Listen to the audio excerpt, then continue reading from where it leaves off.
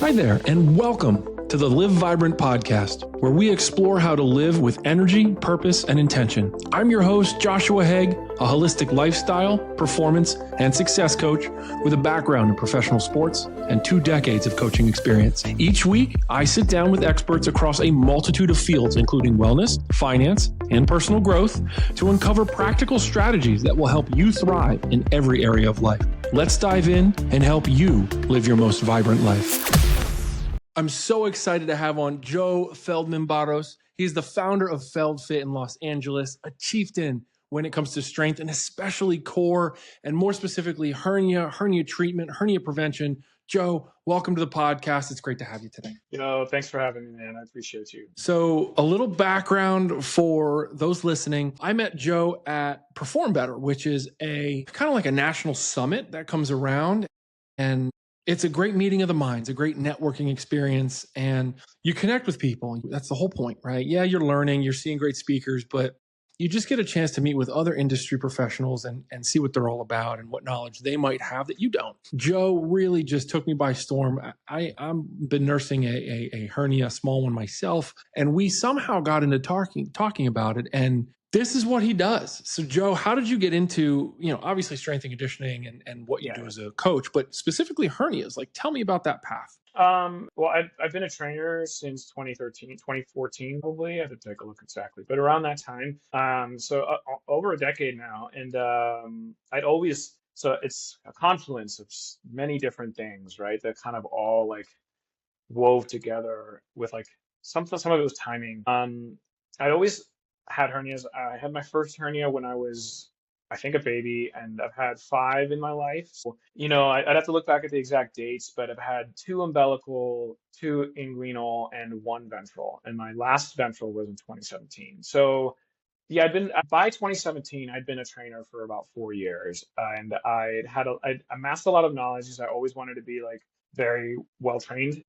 That I think that should go without saying, but that's not always the case.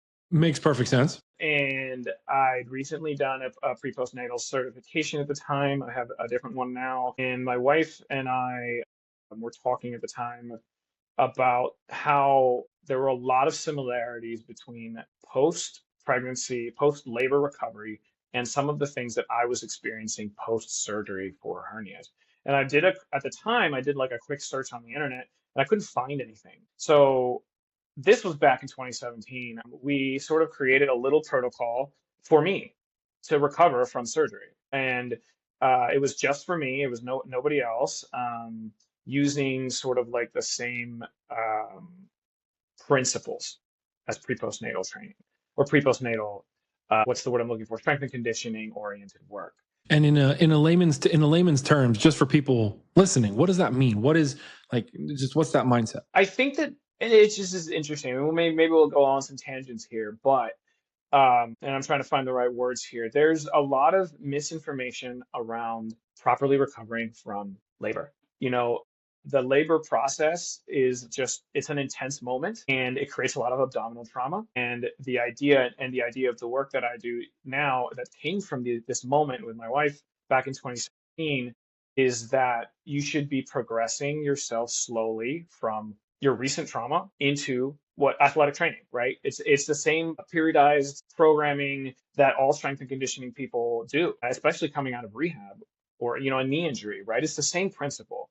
You rebuild your ability to move, your stability around that area, and then your strength. And that's how you roll it. So that's the idea. And I think when it comes to pre-postnatal training specifically, there's a gap there too. And that was a gap that I went and followed an educational path around, learning about the core, and it started in pre-postnatal training. And that's honestly what led me to have the information to understand how to help people and myself first with recovering from a hernia so that I could go back to lifting the way that I like to lift, which frankly is very heavy. And to have the confidence, actually, and it goes back to this too, to have the confidence that I could go back to lifting heavy and not have another hernia happen, or at least mitigate the chances of that happening. Because I can't guarantee it won't, because I'm not in there stitching up tissue as I recover, right? But right. I can at least build the tools to mitigate the possibility of it coming back. What's this misinformation kind of centralized around labor pre-postnatal, and then kind of how does that translate into hernia talk? Yeah. No, I think that a lot of, well, let's go back. Like a lot of times when women get pregnant, and this is just from my experience of working with this population, is they're told like, hey, take care of yourself, but don't do anything. Don't challenge the body. And then, 9 months go by, you have your labor, and then afterwards it's all about the baby.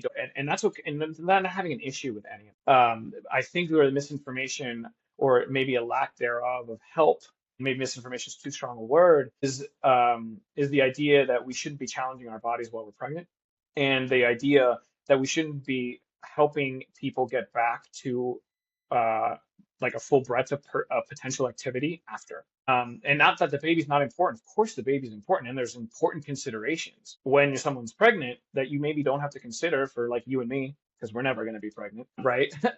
And especially also considerations after pregnancy. But that doesn't mean that we shouldn't be properly and safely challenging the system so that we can get optimal results. And sometimes for labor, that's less traumatic labor on the core in particular. So then going back to like how's that connect to hernias, I think it's the same principle. It's like, hey, you have something happen to your core. Don't do anything to aggravate it. Don't push it at all. And then after surgery, wait till it heals and don't do anything to push it and aggravate it. And that's right to a certain extent. You need to have the core, you need to heal. But then afterwards, you also need to bring the core back online. And I think a lot of the problem is we know for both pregnancy and also abdominal surgeries, even not just hernias, but all sorts of hernia abdominal surgeries, no one is teaching people to bring the core back online. It's not going to do it by itself. And then, you're going about your life and you're going to pick up your two kids and your core doesn't know how to properly support your system. It's not gonna.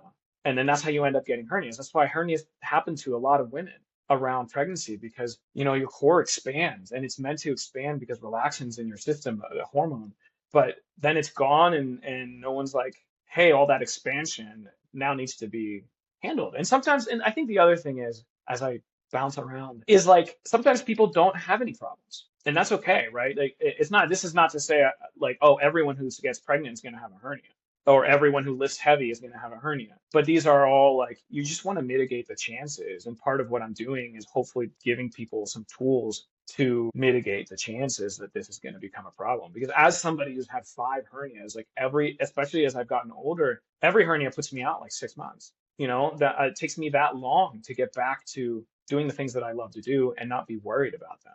So if I can like help other people reduce that time for themselves, then yeah, that was part of the big reason I started trying to like find a way to help people with sort of this stuff.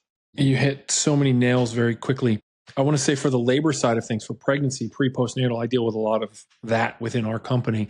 And what I see a lot of the doctors, what a lot of the outside sources talking about is that shutdown phase, that we got it, you're pregnant now, it's time to just totally taper off. And what I've found is, and I think you had said it, pregnancy is that much harder before and especially after. What I usually love to coach is trying to keep the same activity level for as long as you can. Obviously, you're not barbell snatching with 8 months pregnant. You modify and regress down over time. Yeah. There needs to be an appreciation for like, if you are fit, stay active, stay moving. If you are not fit, now because you're pregnant, it does not mean it's time to go work out hard, or vice versa. If you're a triathlete, if you're a strength trainer, and all of a sudden you become pregnant, it doesn't mean now all you do is walk on the treadmill. So that basically it's stay where you're at intensity wise, from my understanding, correct me if I'm wrong, but it's, if you're working hard, continue to work hard.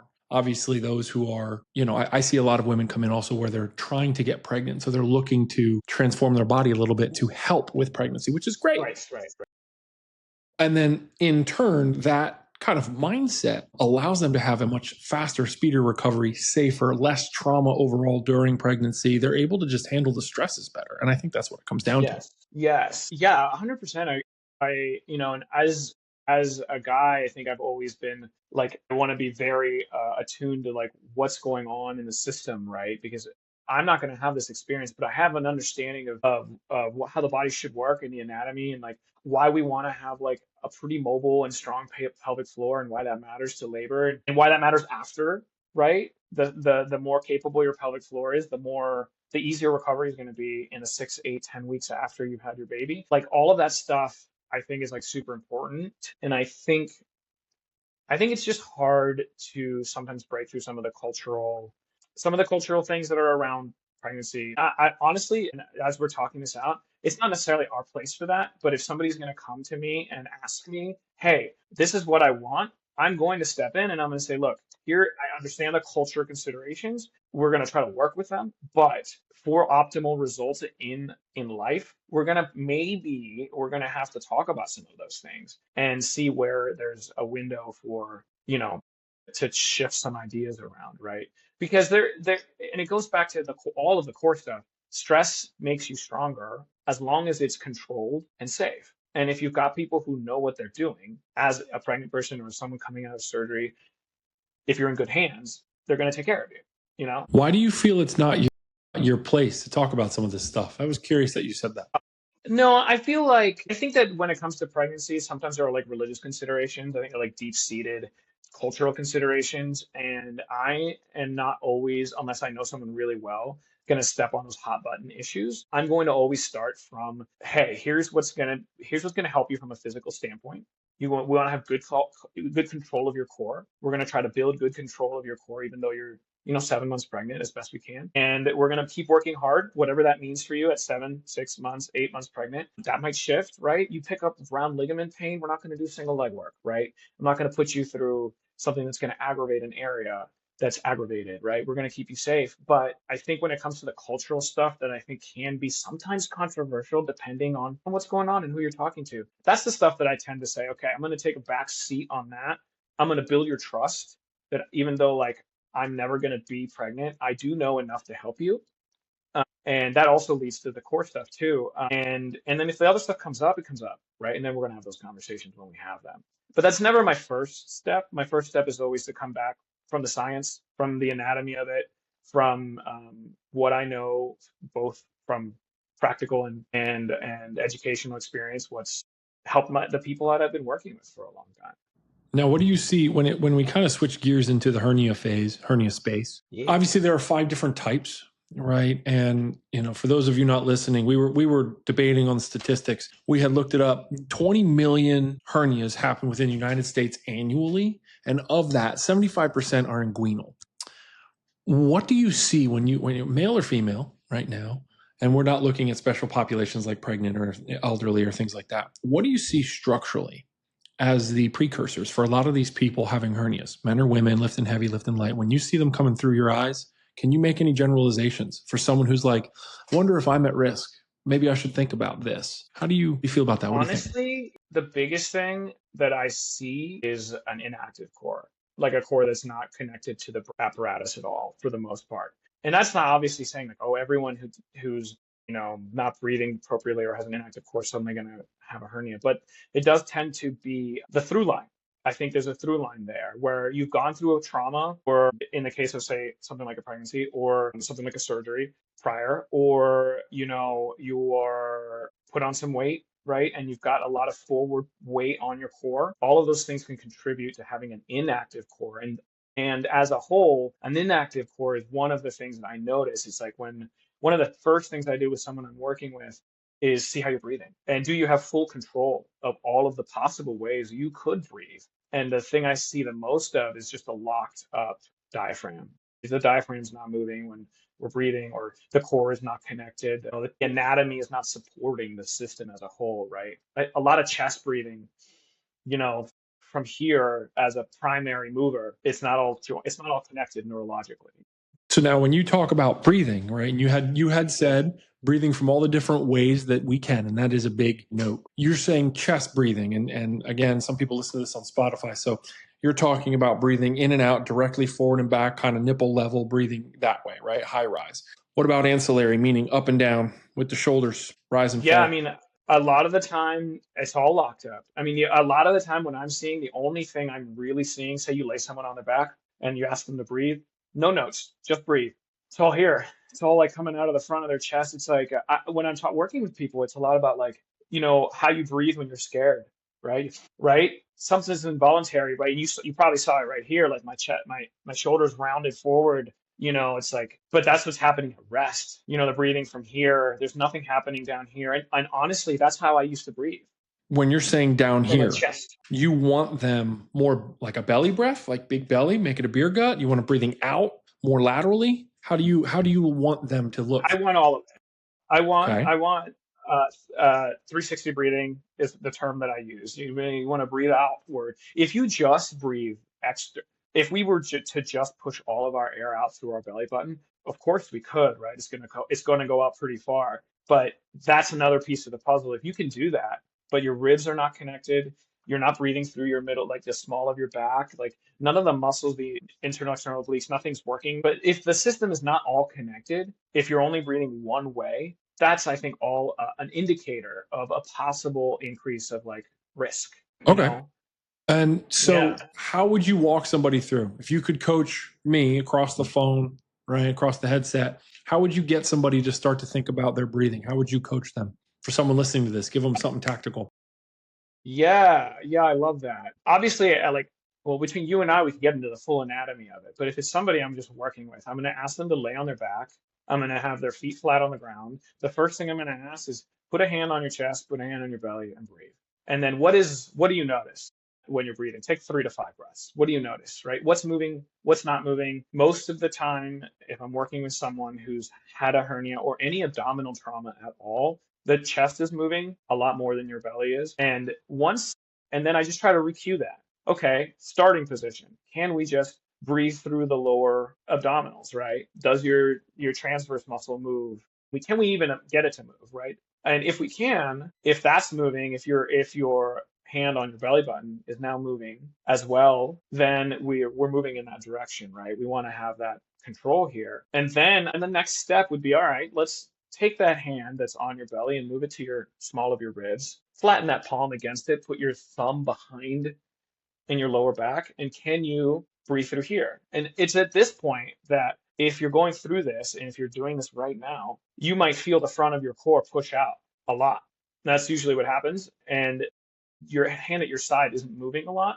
That's a sign that you're primarily just pushing out forward and not laterally or behind. And even though you might get less motion laterally and behind, you still want to have something there. So then the next step is 3 to 5 breaths with your hand at your side. When you're doing this properly, you won't be able to push. You will have to stop from pushing out forward through your belly button to keep everything connected. So if I were to isolate it, I can always push out more. But if I'm doing together, hand at my side and my belly together, at some point, the hand at my side is going to fill up with air. My ribs are going to stop moving. The muscles there will stop, and then exhale. I would do 3 to 5 exhales there. Sometimes when I'm working with people, especially if you're trying this at home, that's all as far as we get for now, right? And I always try to, if I'm working with someone on core recovery, we start the workout like this, 5-10 minutes. I don't want to get someone to a point of frustration because that's never helpful. And then we move on. And the next time I meet somebody, I might say, okay, let's go for the third step,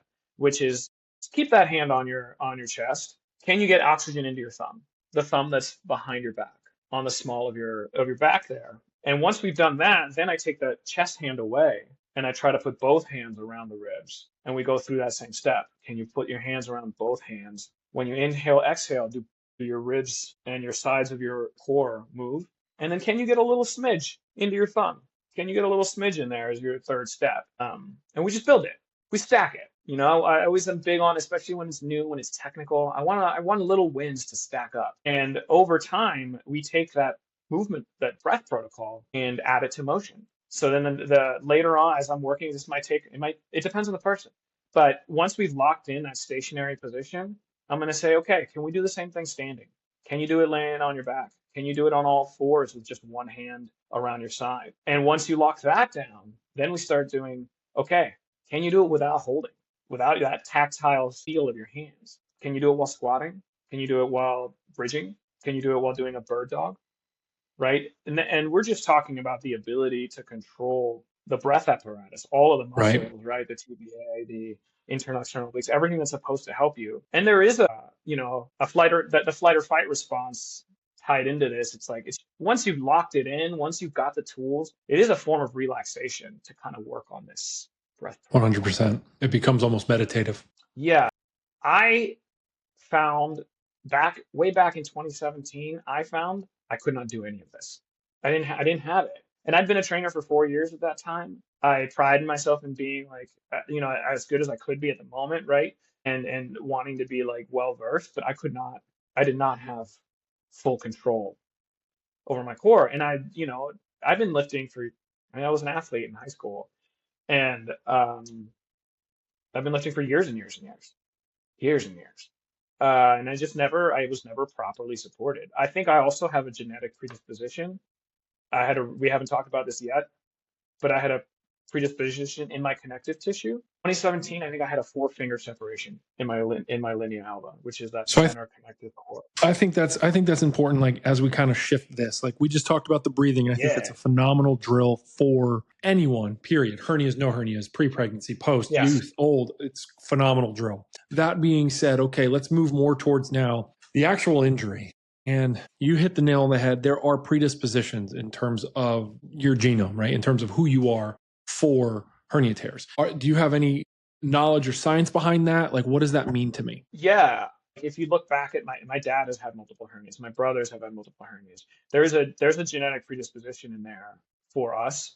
Your connective tissue is supposed to support your system. And a lot of other things too, right? But primarily, your connective tissue is there to support your system, and you have a lot of connective tissue crisscrossing across your body in different ways. But your core is kind of the only one it's like crisscrossed with muscle. And I like to say this to my clients, like everyone has 6-pack abs. We all have the crisscross of muscle with connective tissue. Some of us can just see it more, but we all have it. And that's if you have loosey-goosey connective tissue, either for traumatic reasons or genetic reasons, it increases the chances of a hernia. I had a 4-finger separation is like a 4-finger gap between the left side of my core and the right side of my core at age, well, I don't know what I was in 2017. I don't know. Were you doing something that caused that, or did it just happen? I don't think so, because I will say, actually, rephrase. I don't think I was knowingly doing anything, but I do think that because I had a wider gap than especially most men have in their linea albas, and I was lifting heavy without properly supporting my lifting with a strong and capable core, then I was consistently at risk, lifting 2.5, 3 times my body weight without a properly capable core. For me, that means able to move correctly and support my system. Put me at risk, and I think that I would still be getting hernias right now. I haven't had a hernia since 2017. I haven't had a hernia since I fixed my connective tissue issue. And how many of the 5 that you had were surgeries? How many of the 5 that you had were surgeries? All of them. I had 5 surgeries. Yeah, I have 2 meshes in my body right now. And I think it was before they made like actually biodegradable meshes.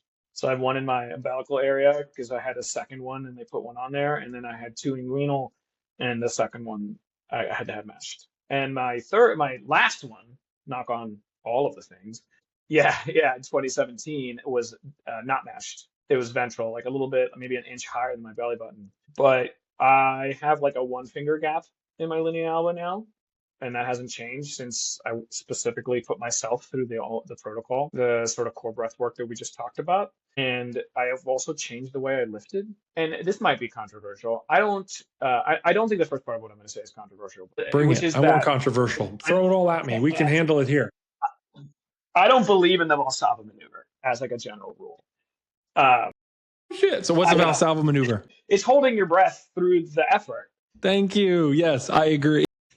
I think I also don't think people use weight belts correctly. So 2 controversial things that, people might have opinions about. I think the Valsalva maneuver, look, if you have, and there's going to be people here who are like, well, I do it all the time and I never get injured. That's great. But if you've had any sort of abdominal issue and you're using the Valsalva maneuver, again, increase risk. You increase the risk, especially if you like to lift heavy, especially if you feel a benefit out of lifting for anything, 1 to 3 rep maxes, even 5 rep maxes, I would say. It's anything that's like close to failure. So for It's any going to put you on when he says Valsalva maneuver, it's the concept where you breathe in at the top end. Let's say we're back squatting, there's a weight on your back.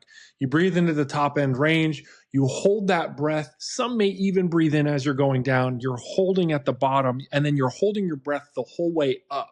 And then you don't take a breath out and in until you're at the end of the range of movement. Other people will, like myself and coach here, will probably breathe in as we go down. There is a brief hold of a pause at the bottom because you do need to back pressure abdominal, pelvic floor. And then as you come up, probably I would say 30% up.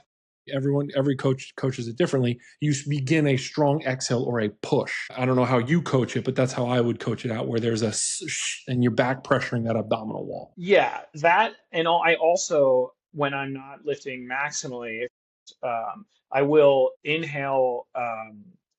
Like now I have to think about it. Yeah, I will inhale before I move, right? I will do like a small, tiny hold at the bottom, say of a back squat, but I'm exhaling through the top 30-50%, right, of that motion. So yeah, it's slightly different, but I think when it's sub maximally and I can think about that, like slight 20-30% difference, then it's been helpful for me. When I'm using a weight belt, I breathe into the belt before I've moved. Even if I'm doing it with a deadlift, I breathe into the belt. I might hold a little bit as I come down. I'm only using a weight belt if I'm really going maximally, right?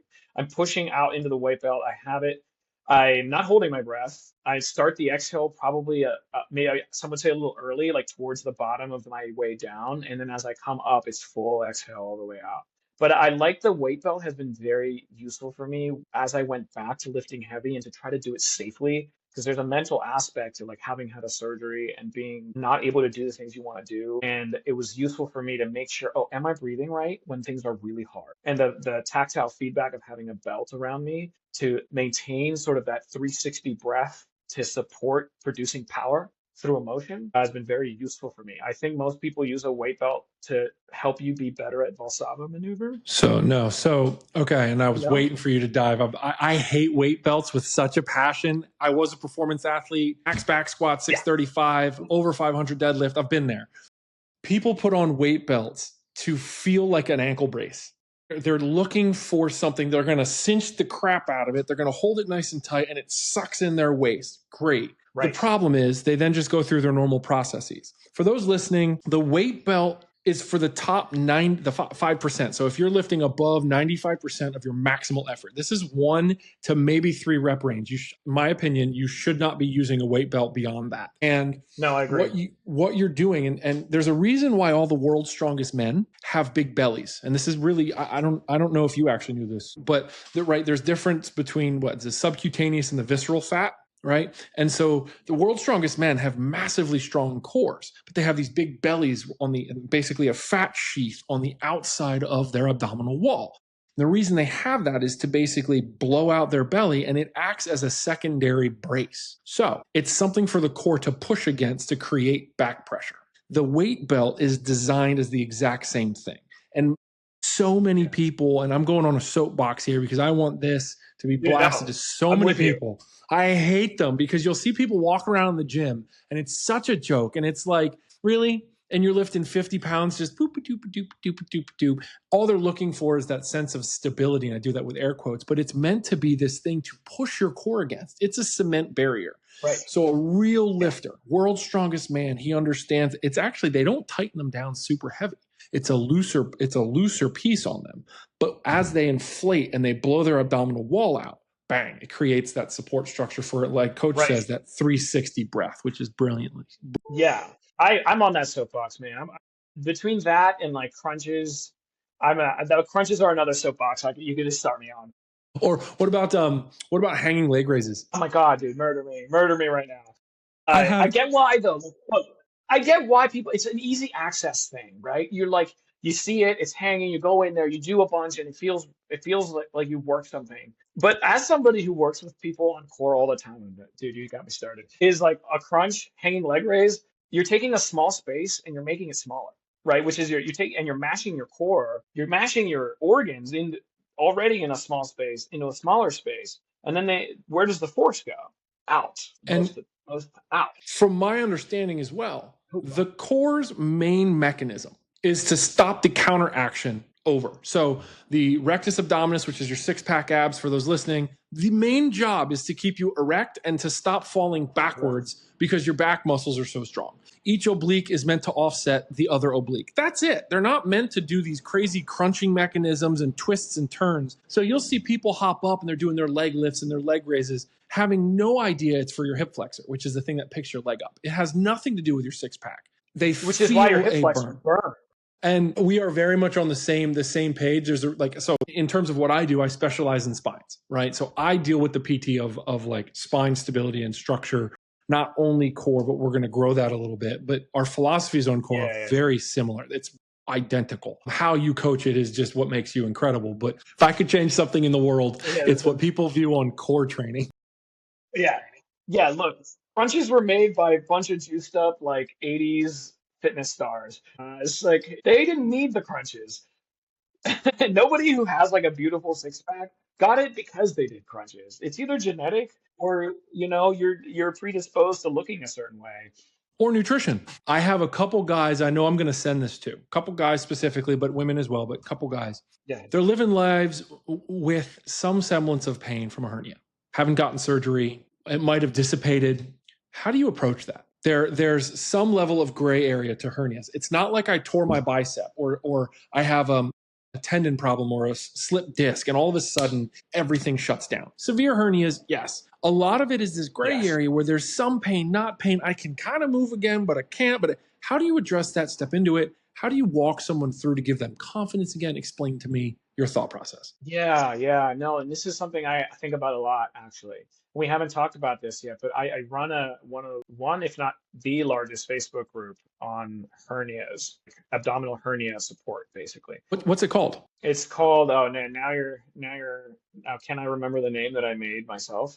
We're gonna look it up. It's called Umbilical, Inguinal, and Abdominal Hernia Support.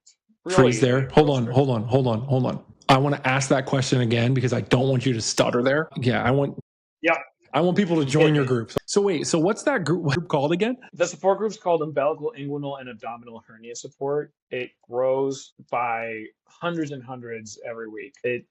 I've been running it for a few years now, and it's sort of a safe space for everyone who has dealt with or currently has all of that. And it's not just, those are the three most common, right? Or really umbilical and inguinal are, and then hernia, the rest of it's supported for all of the other kinds because there are so many internal and external hernias that you can get for various reasons. And so I just wanted to create a catch-all support group. I run it as close as I can. I try to ask as much as I can. I try to answer as many questions as I can, particularly on Fridays when I do sort of an AMA, Ask Me Anything. And it's supposed to be as supportive as I can make it. Obviously, it grows very quickly, so there's some of that I do sometimes have to manage. But for the most part, I would say it has been a really cool experience to be able to kind of give back and take sort of some of the things that I have dealt with and help other people feel better. And it goes back to what you asked earlier. That question comes up a lot because there are a lot of people in the group who are pre-op. I would say the vast majority are probably pre-op. You have an issue, you try to find a Facebook support group, try to find like-minded people or people who are dealing with the same thing that you're in. I think it's actually a tough question. It's a tough answer, I think. But I think the biggest thing is it depends on where it is and how painful it is. I will always say that you should personally get surgery as soon as you can. That is my professional opinion. It's also my personal opinion. That being said, I understand that is a complicated, surgery is complicated, and it is very emotional, and there's a lot of fears and stuff around it. So it's not me saying that is also not me saying hey, if you don't get surgery, I think you're absolutely screwed, right? That's not what I'm saying. I do think from personal experience, I have waited too long before having surgery. And the experience of recovering from a big hernia, and it wasn't that big, but it was still the first time I had an inguinal hernia, and the experience of recovering from a very small hernia that I could have waited years for, night and day. We're talking months of pain versus weeks of pain post-op. And so that's why I say, hey, if you have one and you find a doctor you trust, go get the surgery done as soon as you can. What's the type of doctor you'd want to see? General, gastric? What would you want to do? I think it's general. I've always had mine done by general surgeons. I think that there are sometimes scenarios where you need additional specialists when you have like very, very large hernias or very rare hernias, especially like, if you've been hit by a moving vehicle, you're probably at risk for some very, very rare stuff. And I only say that because it has come up in the group before. Mm-hmm. But other than that, a general surgeon should be able to handle most Beautiful. hernias, especially the common ones. Yeah. Now, do you have any, other than the support group, do you have any content out? Does your social media talk about this at all? Anything on online? I will say I primarily live this community is primarily the central source of all of the hernia stuff.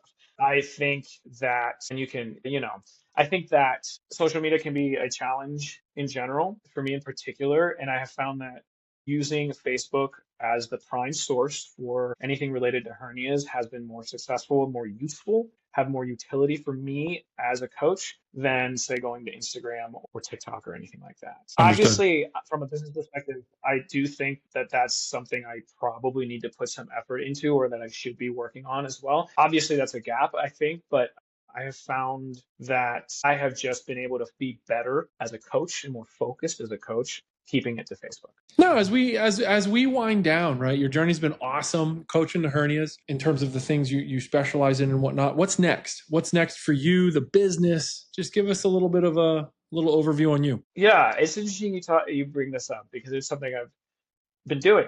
The next thing I've been working on a little booklet. It's something that I've been doing on like trying to, again, it goes back to the Facebook group. I've been running it for a long time now and taking all of the things that people worry about and ask about and sort of putting it into like an easy to read sort of central space. That has been something I've been working on. It's just a little booklet, nothing too crazy, but it's both informational and supportive, answering a lot of the questions that I get in the group because it is what happens is the same issues are there. They're always the same issues, right? The same fears are there around surgery, around mesh, around like how to recover, how do I get back to running, how do I get back to lifting, all of this stuff. There's almost a turnover of new people who come in, ask the same questions, and then the old people are there to help them. And then, I'm there to sort of guide and make sure we're all being copacetic and everything, And so I wanted to create something It's amazing that took all of this and sort of put it into a form of media that's more concise than just like a turnover of questions every 3 to 5 months, which is kind of what it is right now. So that's been something I've been working on. It's something that I think I'm in like towards the later stages of. I'd love to send it to you, send the manuscript over. So yep, that's where I'm at. That's amazing. I would love that. I think I'm at the point where I need outside opinions, outside feedback, outside guidance around what I've built that I've just been sitting on and living through. You know what I'm saying? So yeah, that's what's next. And then beyond that, I'm not sure. We'll see where that takes me in terms of the hernia space. Outside of that, I want to help trainers be good, be better. And now you have a facility. I work out of a private gym. Yeah. Private gym. Okay. It's not my facility, but I work out. You rent space. Well, there's a slight pause. Used to, but now they turned us into employees. So now interesting. I'm an employee of it. Yeah. Yeah, that's really interesting. That's a whole other conversation. For those listening, the ecosystem that is the gym space is an absolute nightmare as a coach. Like as a trainer, finding places that you can rent and they screw with you immensely. Like the client shows up and it's there. It's a nightmare. So I respect it. That is another conversation for us to have. Yeah, I will say outside of that, I have been a private trainer since 2017. This is sort of a new thing that's happened. And I still work privately, both in sort of the hernia core recovery space and, strength and conditioning and everything else you can do in fitness. And I do a little group fitness because I think it's fun. I get to take fitness. Yeah, I get to take one-on-one principles and apply it to a group. It is a good time. I enjoy it greatly. So all of that's happening. I'm still doing all of the things. I'm going to continue doing that stuff. And I want to build safe place. I think in my head, beyond everything is I want to create more safe spaces for trainers to grow and become better at what they do. Maybe that involves having a private personal training space. Maybe that's creating a safe space that, we can have these kinds of conversations that we're having and help up and coming trainers mitigate other people's chances of injuries and other issues. Mm-hmm. In my head, in the long term, that's something I've been thinking about. I've been toying with. How do I help? You'd be a great coach to the coaches, man. You got a good demeanor about you. Thank you. So listen, while we wind as we wind down, where can we find you? Give us any handles and repeat your group name for those who may be suffering with a hernia right now. Want some coaching from Coach? Repeat. Yeah. So I'm Joe Feldman Barros. You can find me on Instagram at jfeldbmois. That is both my fitness space and sort of my artist space. If you're specifically for hernias, find me on Facebook at Umbilical, Inguinal, and Abdominal Hernia Support. It is the largest hernia support group on Facebook. If you put in the search bar, you can't help but find it. Join the community, especially if you're in a lot of discomfort and pain. At the very least, you'll have people who are with you in the same space to talk to. And then, I'll see you there probably. Fridays, ask me anything. That's what I do on Fridays in the group. I'm going to join it, and now I'm just going to ask him random shit. Hey, what's your favorite comic book? No. What do you do on Fridays? Do you have a favorite whiskey?